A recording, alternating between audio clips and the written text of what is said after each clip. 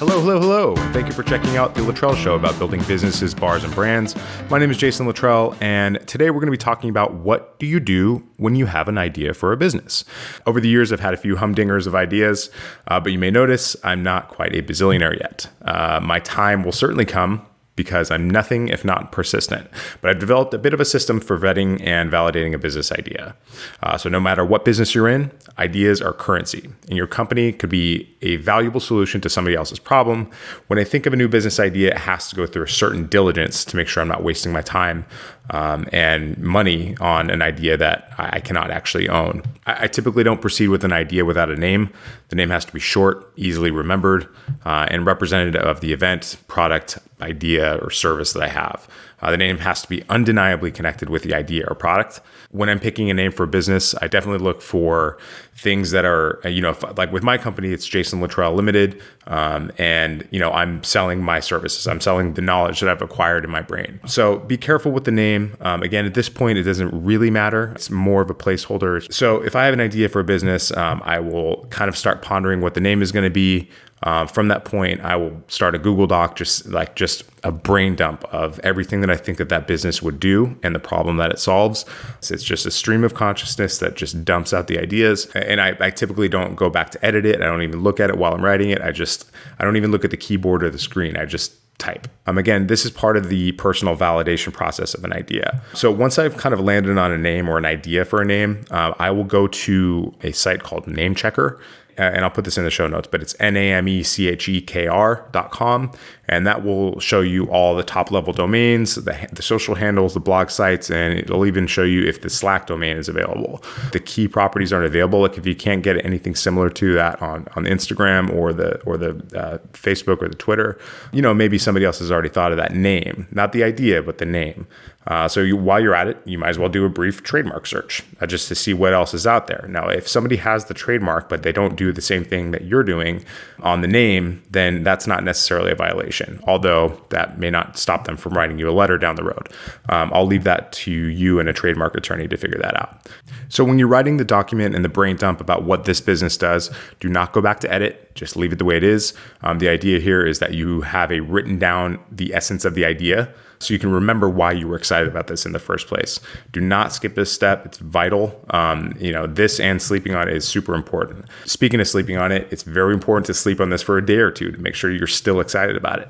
Oftentimes I get very impulsive and I'm just like, oh, this is a great idea and I'm going to take over the world and blah, blah, blah, blah. And I wake up and I'm just like, that was kind of not that great, or that's already been done before, or I can't possibly do it as well as these people do it, and blah, blah, blah, blah. So that's not self-doubt, that's not negative thinking, that's just kind of reality. So like if I'm like, I'm going to start a search engine called Moogle. If I think that that's a great idea, then I'll probably sleep on that and realize that I'm an idiot.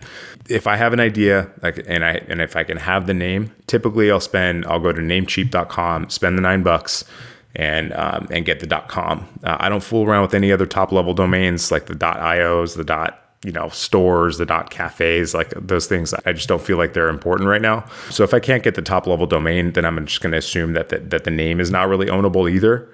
That's just me. I just try to think of on a business card, if you say like your brand name .biz, like are people going to make the connection between that and a URL? .com, everybody understands is a URL.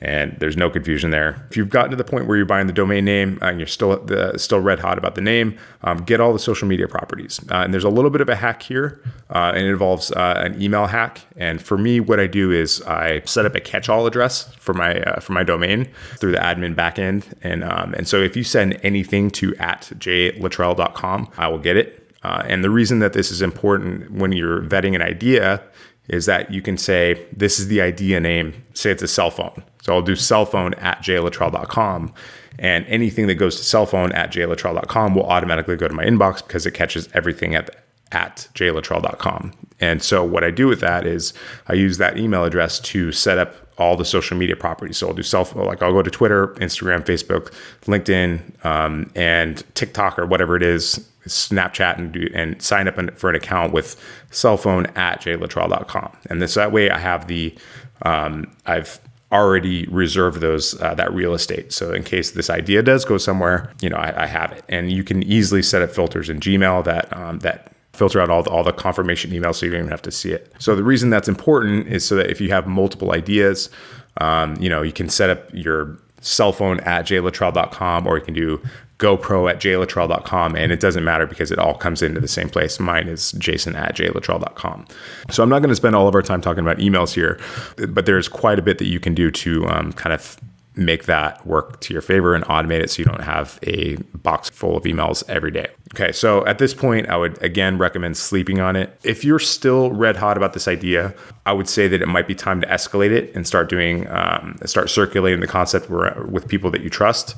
Getting feedback on this stuff is very, very important for me. Sarah Blakely, the owner of Spanx, the billion-dollar company, she didn't tell anybody about Spanx for a year. So this is your journey.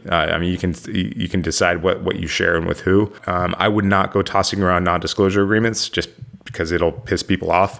A good idea is more about execution than, the idea itself, unless your idea is like a formula or something like that.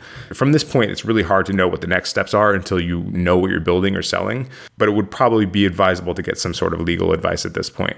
Proceeding into the public arena, making sure that you're protected, that the idea is protected, that scale the concept, that you fully own it, is very, very important. Check out the Movers and Shakers podcast for tons of great information for startup entrepreneurs. This show is more geared towards like the actual tools to get from 0 to 1. My company is an LLC, which later turned into an S Corp, which allowed me to avoid self-employment tax. But it is really a personal decision how you incorporate your company. And I would definitely talk to a lawyer about it before you filed anything. Also, your tax professional can help you with incorporations and stuff like that. Keeping in mind the legal and the tax ramifications of business decisions is something that I learned the hard way. But I've built a great team with a great lawyer that does my contracts and a great accountant who does all of my tax stuff. So once you have your LLC or whatever business entity that you choose, you're going to want to get an EIN, which is also known as a taxpayer ID. With that, you can get a business bank account, and with a small deposit, you can start spending some money on your business. As far as the rest of the world is concerned, you're a legitimate tax-paying business at that point. Speaking of taxes, you'll be expected to pay them, but now you can start to write things off and make deductions while you're starting up. But all that stuff that they sell you, all that mail that you're about to get, is completely useless. After you file, you get a ton of new business stuff and it's just all useless. Don't buy any of it. You'll get a lot of mail. For your business, you probably don't need to buy anything you don't already have. I run 99% of my business from my laptop. So if you don't have a laptop, you probably should get one. So you don't need stationery, you don't need branded pens, you don't need all that nonsense. You just need your idea. And I would recommend being extremely frugal with whatever money you have. You have a baby now, and now you have to feed it. Taxes are messy, complicated, and the stakes are super high if you mess up. So after countless hours, countless late nights, I decided to hire somebody. Turns out I got super lucky. I got a very loyal advisor, a business consultant, and sometimes a wartime consigliere. I'm actually going to have Dan on my show to tell some fun stories about my mistakes in a little bit. So hopefully the show outlined my processes and my thoughts for the absolute beginning stages of your business. No single path is the right path, and mistakes are part of it. So it's not going to be perfect. Remember to roll with the punches. A big part of the process is to secure the name. So this is where you or your idea are going to be known for. So I'd put a lot of consideration into this. It's not going to be easy, and it's not going to be easy to change this down the road. So sleep on it. Get the domain, all the properties, and then eventually get out the LLC or some other business structure. It's worthwhile to talk to a tax professional before you file. Each structure has its own benefits and drawbacks. I hope you enjoyed this episode about vetting an idea and hopefully getting it from 0 to 1. Be sure to check out the show notes for a brief summary of the show and links to the products and references we talked about. I want to keep these shows super short and dense. If you have any thoughts, questions, or ideas, please reach out to me at Jason Luttrell on Twitter and Instagram, or search Jason Luttrell on Facebook and LinkedIn. If you got anything out of our time together, you can thank me by simply sharing this with another person. If you love the show, hit the subscribe button to get notified whenever I publish a new show. Leave a rating, review, or comment on iTunes. It really helps, or wherever you get your podcasts.